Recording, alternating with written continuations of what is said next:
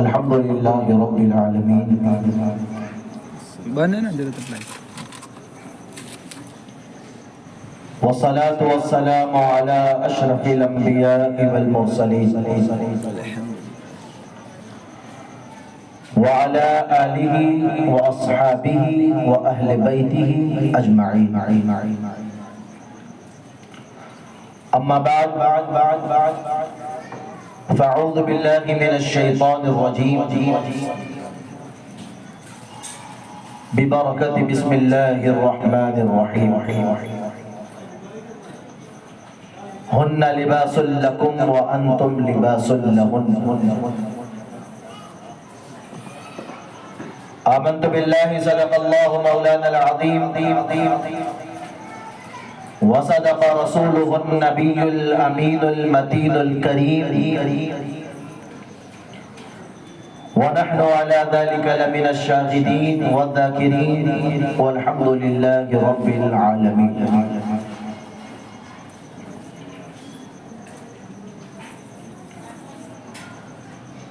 ہر ابتدا سے پہلے ہر انتہا کے بعد کہہ دو سبحان اللہ۔ جو کرسیاں خالی ہے اسے پر کر لو، آگے آگے آ جاؤ تھوڑا، جو کرسیاں خالی ہے اسے پر کر لو۔ ماشاءاللہ سبحان اللہ۔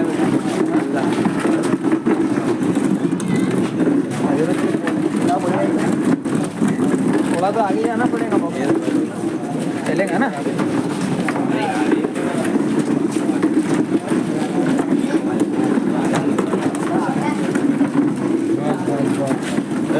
ہر ابتدا سے پہلے ہر انتہا کے بعد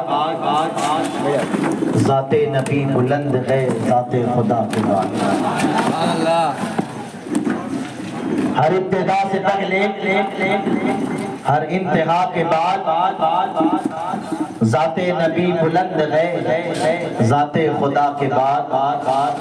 اور دنیا میں احترام کے قابل ہے جتنے لوگ، یہ ایمان اور عقیدے کا شعر ہے۔ یہ صرف اشعار نہیں ہے بلکہ ہمارا ایمان ہے۔ کیا بات ہے کہ دنیا میں احترام کے قابل ہے جتنے لوگ، میں سب کو مانتا ہوں مگر مصطفیٰ کے بعد۔ سبحان اللہ۔ میں سب کو مانتا ہوں مگر مصطفیٰ کے بعد، میں سب کو مانتا ہوں۔ اور آج جو آپ محفل میں آئے گئے، اس کی مناسبت سے آپ کے ایمان کو تھوڑا تازہ کر دوں۔ کسی شاعر نے کہا تھا، پیر نصیر الدین نصیر گولڑوی رحمۃ اللہ تعالی علیہ، آپ فرماتے گئے کہ شرم و عصیاں سے نہیں سامنے جایا جاتا، شرم و عصیاں سے نہیں سامنے جایا جاتا۔ اس کو ذرا سا گھما کر کے وہاں پر انہوں نے لکھا تھا کہ شرم و عصیاں سے نہیں سامنے جایا جاتا، کہ یہ بھی کیا کم ہے تیرے شہر میں آئے ہوئے ہیں۔ تو وہاں پر ہم اس کو اگر جوڑ دے کہ شرم و عصیاں سے نہیں سامنے جایا جاتا، یہ بھی کیا کم ہے کہ تیری محفل میں آئے ہوئے ہیں۔ سبحان اللہ، کیا بات۔ آئیے ہم اور آپ مل کر ساری کائنات کے مرکز عقیدت مکی سرکار مدنی تاجدار باعث تخلیق کائنات کے سبحان اللہ، پشت پناہ کے ہر بے نوا، امام الانبیاء، تاجدار انبیاء، والضحیٰ کے چہرے والے، واللیل کی ظلموں والے، علم نشرح کے سینے والے، سبحان اللہ، سبحان الذی اسریٰ کی سیر والے، جس کو اللہ نے یاسین کہا، کبھی طٰہٰ کہا، کبھی مزمل کہا، جو مسکرائے تو قرآن گواہی دے دے، جس کے ہاتھوں کا اٹھنا ہو تو قرآن شاہد ہو جائے۔ ارے وہ مصطفیٰ جو اگر ابو بکر پر نظر ڈال دے، توجہ ہے نا، بے شک جو مصطفیٰ ابو بکر پر نظر ڈال دے کا بیٹا ابو بکر نہ رہے بلکہ صداقت کا تاجدار بن جائے گا۔ سبحان اللہ سبحان اللہ۔ وہ ہوا جو پیدا آمنہ کے گھر میں ہوا، پروان حلیمہ کی کٹیا میں چلا، لیکن اگر عمر پر نظر ڈال دے تو رب تبارک و تعالی عمر کو عدالت کا شہنشاہ بنا دے گا۔ وہی اللہ اپنے محبوب کی رضا میں اتنا راضی ہے کہ غنی خود ہے، مگر مصطفیٰ کی نظر پڑ جائے تو عثمان کو غنی بنا دے گا، سخاوت کا تاجدار بنا دے گا۔ اور وہی آقا کی نظر حیدر قرار، داماد مصطفیٰ، جگر گوشہ مصطفیٰ، برادر مصطفیٰ، زہرا کے بابا،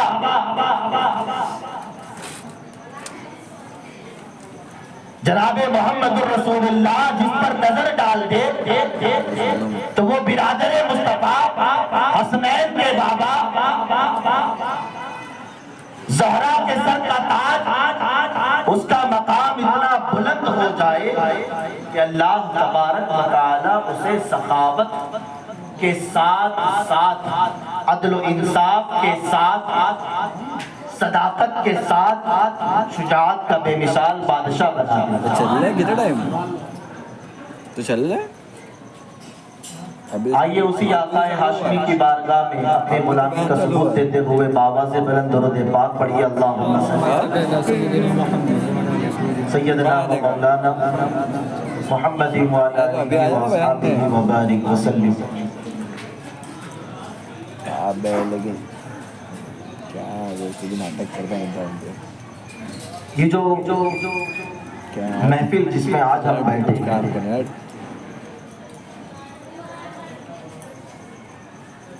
جشن شادی خانہ آبادی کے تعلق سے، اس کے موقع پر، اس کی مناسبت سے یہ محفل سجائی گئی ہے۔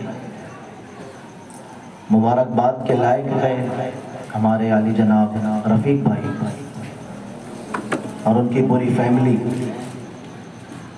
کیوں مبارکباد کے لائق ہے؟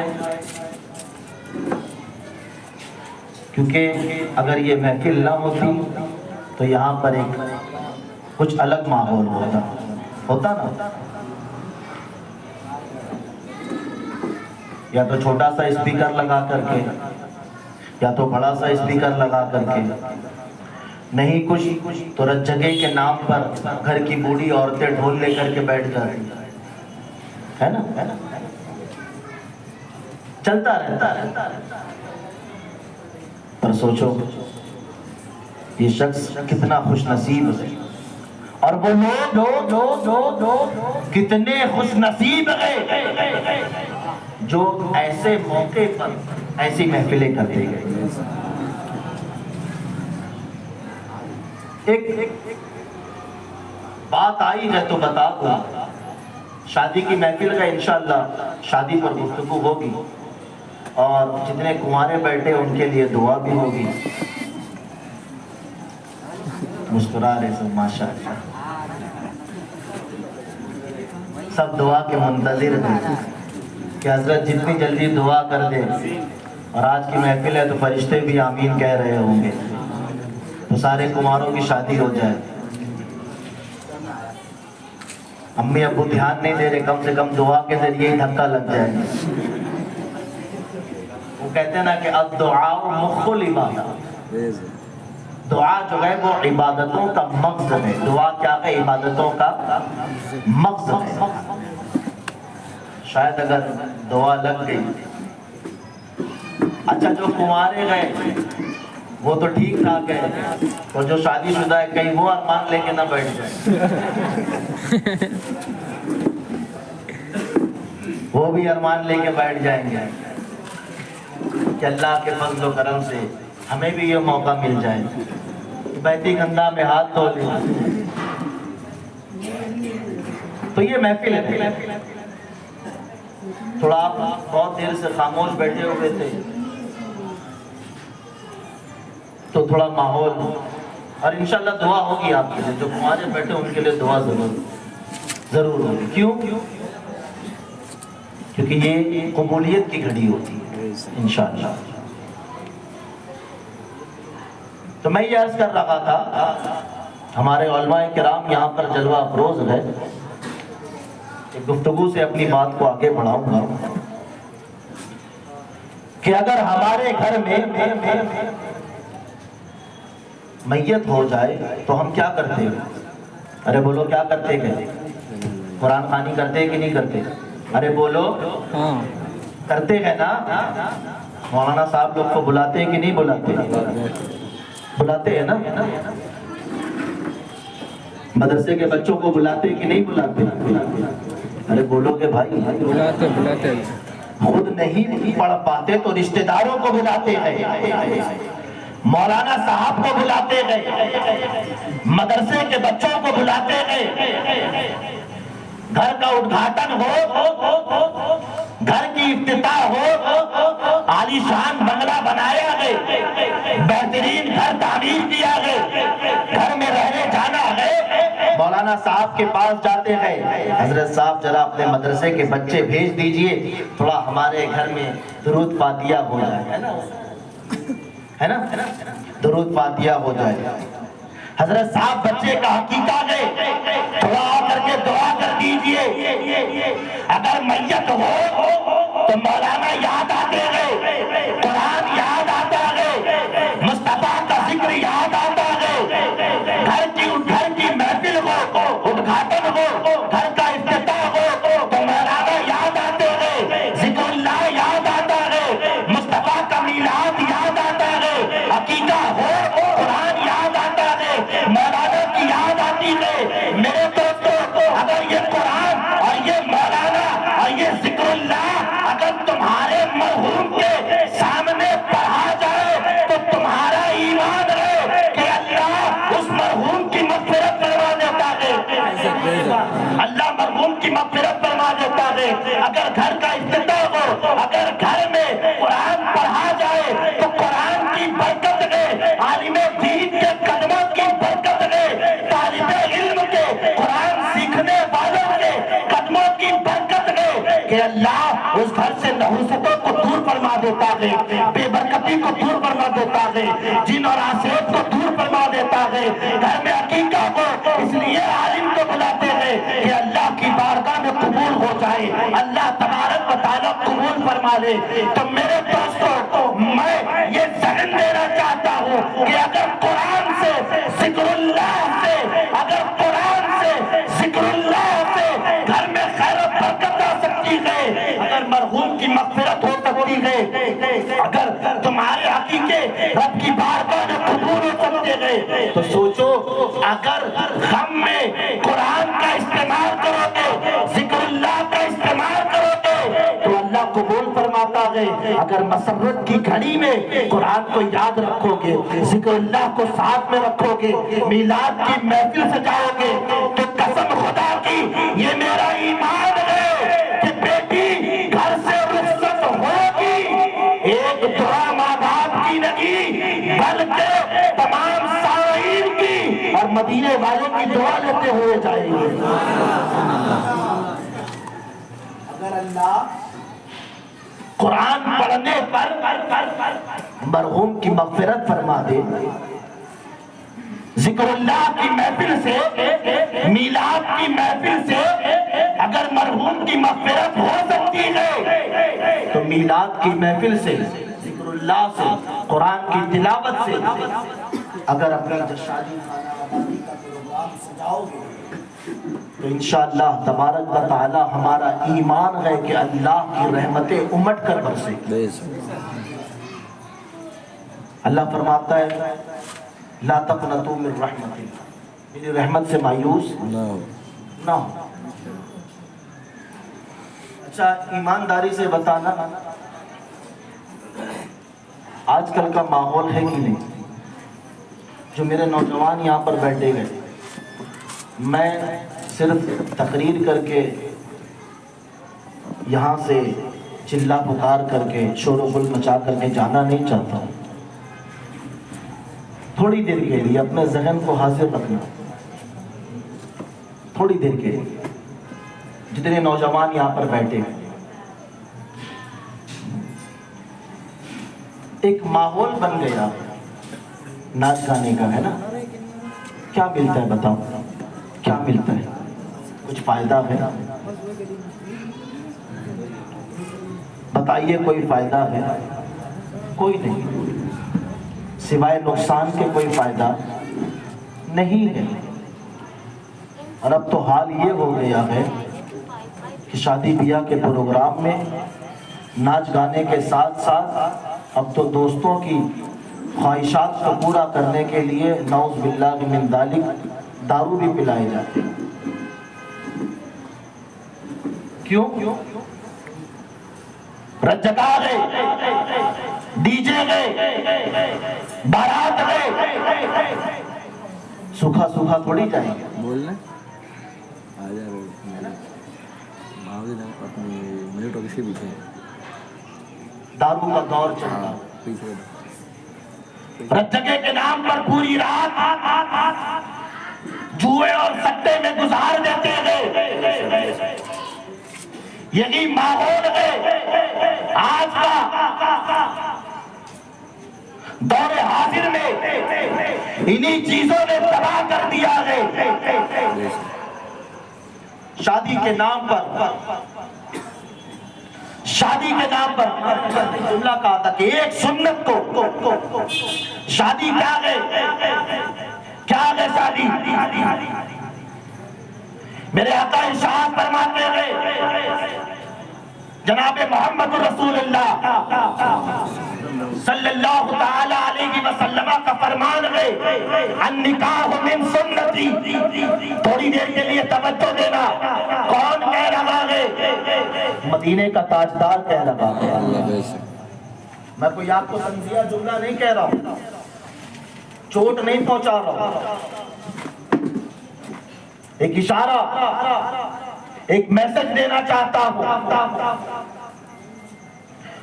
مصطفیٰ کریم فرما رہے ہیں کہ النکاح من سنتی فمن رغب عن سنتی فلیس منی۔ ترجمہ کیا ہے؟ میرے آقا فرماتے ہیں کہ نکاح میری سنت ہے۔ کیا فرمایا؟ نکاح میری سنت ہے۔ فمن رغب عن سنتی فلیس منی۔ جس نے میری سنت کو ترک کیا وہ ہم میں سے نہیں ہے۔ جس نے میری سنت کو ترک کیا، ہلکا سمجھا، اس کا مذاق بنا کر کے چھوڑ دیا، وہ ہم میں سے۔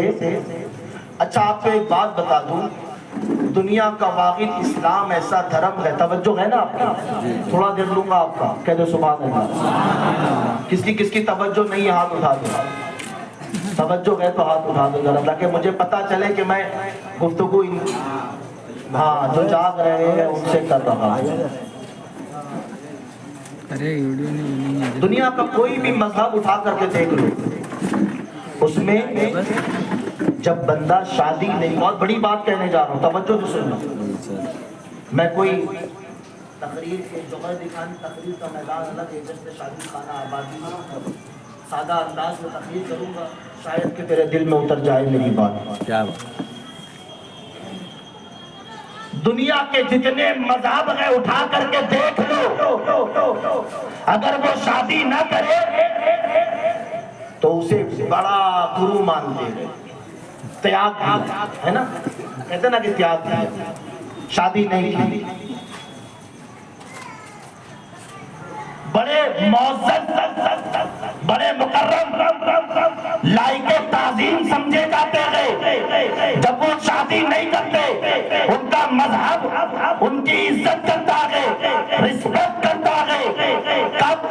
جب وہ شادی نہیں کرتے، تیاگ دیتے ہیں، سب کچھ چھوڑ دیتے ہیں۔ اور آؤ اسلام کی طرف، سبحان اللہ، آؤ اسلام کی طرف، دوسرے تمام مذاہب کو اپنے سامنے رکھو اور اسلام کو دیکھو کہ اسلام کیا درس دے رہا ہے۔ دوسرے مذاہب کہتے ہیں اگر تم شادی نہیں کرو گے تو عزت دار کہلاؤ گے، لائق تعظیم کہلاؤ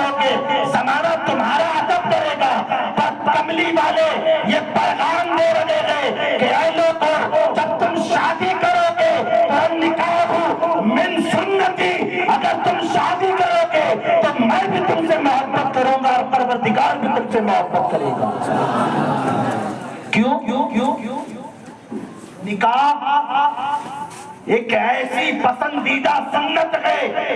میرے مصطفیٰ کو چند چیزیں بہت زیادہ پسند تھی. ایک تو نماز، اور اس کے بعد خوشبو، اور اس کے ساتھ نکاح. جائز طریقے سے نکاح کرنا. پر آج ایک سنت کو زندہ کرنے کے لیے نہ جانے سینکڑوں گناہ کیے جاتے ہیں. سینکڑوں گناہ ہوتے ہیں. اس ایک سنت کو زندہ